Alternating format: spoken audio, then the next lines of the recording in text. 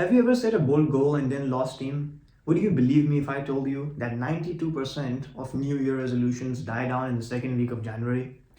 Obviously, the issue here is not insufficient motivation. Actually, most people have overwhelming amounts of motivation. Hi, my name is Arsam, and in the last 8 months, I pivoted from software engineering to AI engineering as a newbie, and just 4 months ago, I got my first offer as a founding engineer at a YC startup. In the same time, I managed to put up on myself 20 pounds of lean muscle and taught myself Punjabi, a language that I'd never spoken before, fluently and frequently. This is what this video is about: how to set goals and how to actually accomplish them and enjoy your achievements. In this video, I'm going to break down this process into 3 simple, straightforward steps. So if you're ready, take a piece of paper so that you can take your notes and let's dive in. The first strategy is setting your timeline correctly. So I'm just going to go ahead and write here timeline.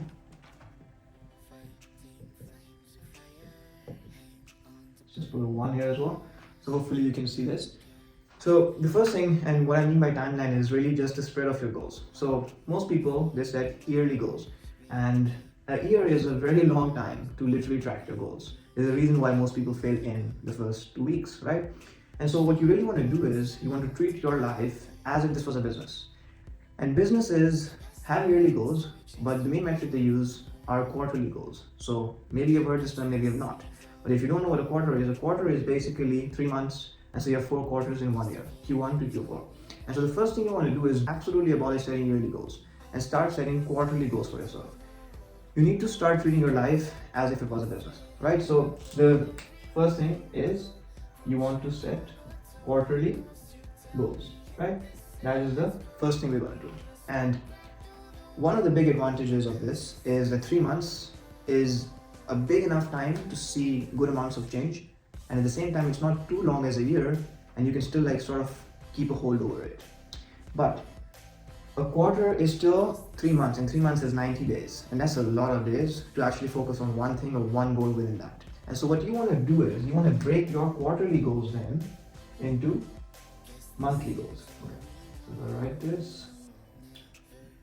And really with monthly goals, what we want to think about is stepping stones, right? So if Q1 goes from January to March, and you break it into 3 stepping stones: January, February, and then March.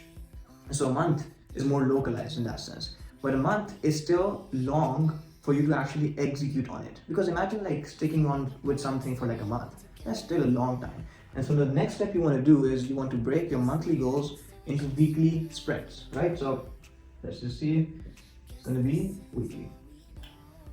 And this is interesting now because this is a trickle down sort of effect, right? So you started with quarterly goals and then you made them monthly stepping stones, and now you have weekly spreads. And so now essentially you want to run week to week. Personally, for myself, my week goes from Sunday to Friday. Saturday is usually the day I take off, relax, go on a hike, and just spend time with friends and family. And you could absolutely design your own week. You just need to know what your working days are, and you should obviously take time off so that you can replenish. And when the next week starts, you go all in on execution once again. And for myself, Saturday serves as the day of relaxation, and it also serves as the day where I reflect on the past week. I set my goals for the next week, right? And so it's really basically where I take a couple of steps back. I see what worked, what did not work, what needs to be changed. And the good thing about this setup is when you're setting next week's goal, you already know what your monthly goals are. And so it's really easy to set next week's goal. And a week is really nice from the perspective of execution, because you have very specific goals and you execute on them, right? And then you can always go on to the next week once you're done with this week. And so I personally find breaking them up like this is really helpful. When I started this approach in 2025 with Q1, I started by setting quarterly goals, which was super helpful because I don't think most people set goals for Q1, Q2, Q3, and Q4, and so on. But then what I noticed was that somewhere 40 days within the quarter, 1.5 months down the lane, I would stop looking at my quarterly goals because 90 days is a long period. And so you need to actually break it this way, because the weekly goals are going to continuously haunt you and push you to improve yourself. And then you always have the monthly goals, which will be 3 specific sets of your quarterly pyramid. And so the first thing in terms of timeline is that I really recommend you to break your goals this way. Maybe if you comment the word PDF, I'll send you my own quarterly goals that I actually did, if you want perspective on that. Okay, so with this done, the second step now is, so the second goal now is Let me write it down for you. It's basically accountability plus visibility, right? And this one's going to be sort of short and straightforward. Also, do tell me, guys, if my handwriting is good. But what I mean by this is, and really the idea is, if you want to go fast, you go alone. But if you want to go further, you go together. And you are the average of the 5 closest people to you. So you have to be very selective of who you let into your life and who you want to learn from and who you spend time with. And that's really what accountability means. The fact is, we might want to work hard and do all of the good things, and that's awesome. But as human beings, we will all continuously fall short, time to time. And so you do need accountability in your life. You do need somebody who is on the same sort of work ethic as you, who has the same goals as you, who on your days when you're down is going to push you because you're going to see them working and it's going to make you envious. And so personally for myself, that is my roommate who follows the same exact strategy as I do. And so we have on Saturday a weekly 30-minute non-negotiable accountability session where he literally has a print sheet of my goals and he asks me one by one on how my execution on each one of them was. And if I fail somewhere, why did I fail? So this really helps me reflect on, first of all, understanding my goals and my strategies of how to go about them, but also why was I failing in some certain areas. And then I do the same thing for him as well. And this just really like cements the thing like together, you know, because you cannot dodge the weekly thing because there's a weekly meeting coming up, which you both have to do. And this just makes sure you stick with the plan. Part of success is just like endurance, like being like sticking in the game for long enough and not quitting. And the second thing, visibility is also really important. And this is, or the way I do it, and you could do it a different way, maybe you have a better way than I do, but my way of doing this is, I have my quarterly goals, then for the quarterly goals, like let's say I have 6 goals.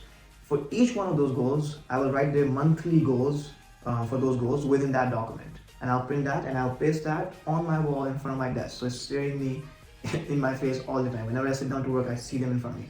And then every week, I'll print the weekly goals and also print them over there. So there's no dodging them, there's no running, there's no forgetting. Because every single time you sit down on your desk and you look at the wall, that's the only single thing that you see. So accountability and visibility. And these things, guys, these might seem simple, but they make like a 10x difference when you actually execute them in the correct way. All right, so the last step in this 3-step strategy is what I call specifics. And specifics really means what is the nature of the goals you're setting. And this is really about, okay, I want to set a goal, let's say, let me give you my example. So when I was pivoting from software engineering to AI engineering, how do you actually set that goal? Like I told you guys the timeline, I told you guys the accountability and the visibility, but like the actual substance itself, which is how do I set that goal? And the mistake most people make with at least in like long duration goals is that they're too specific with their long-term goals. And that's really bad because if I said, let's say, that I am going to make 4 projects and I'm going to write 8,000 lines of code over, let's say, an year, or even like 3 months, even my quarter, I'm not going to do it. Like, and the point I'm trying to really make is, over your quarterly goals, or the longer your timeline is, the less specific the goals should be. The longer the timeline is, the more your focus should be on the direction that you want to move in. So my direction, or my quarterly goal, my Q1 goal really was just, hey, I want to become an AI engineer. I want to know more about AI engineering than I know at this point in time. That's it. Like if I take 10 steps in that direction, I am successful. That is literally my quarterly goal. Because I'm not going to go into specifics over 3 months. No. Specifics is what I bring into the weekly sprints and somewhat the monthly stepping stones, right? So in my case, for example, it would be, okay, so the quarterly goal is, I want to know more about AI engineering. I want to spend more time with AI engineers. I want to talk more about AI engineering. I want to read more about AI engineering. That's it. I just want to move in that direction. That's it. If at the end of 3 months I have done that, I'm successful. My monthly goals would be, and I would set them month by month. So the first month is what I would set initially. I wouldn't set all of the months at the same time. Obviously, you set them one by one. That's the whole point because you can get feedback from yourself and your accountability partner, and then you can revise. But my first month, for example, I would say, okay, I want to read like 2 books. I want to follow 5 people who talk about AI engineering, who I consider experts, who I want to bring into my close circle of 5 people. Even if they're like virtually connected with me, I feel like those are the people I'm learning from because that's what I want my average to be. Another goal I could have is, okay, I want to start trying like, AI technology, such as Claude Code or like prompting or any one of those things. But still in your monthly goals, you don't want to go into specifics, right? It's really in the weeks that you further like churn that thing out. So like for example, I said I want to follow 5 people. In my weekly goals, I'll say I want to read one article by each one of these people in my first week. That's the specific thing. You saw how we went from quarterly to monthly to weekly, and that's really what specifics is about. You don't want to get lost in the specifics. So you want to be very careful about how you set goals. And so that sort of concludes this 3-step process of how basically I've been setting goals in my life and how it has worked in my life. I also wrote an article on Medium on this, so I'm going to attach the link. If you do find value in this, please like, subscribe. And the best thing you could actually do is share this with a friend. Like, that's literally the best thing you can do. Remember, you receive what you give, right? So you have to give to other people. That's really my reasoning behind making this, because I enjoy this a lot, like learning from myself, improving my own life, and then sharing what works. And if that benefits you, then I've accomplished my goal. But yeah, I hope this video was helpful in terms of setting goals. Remember guys, failing to prepare is preparing to fail, and I'll catch you guys next time.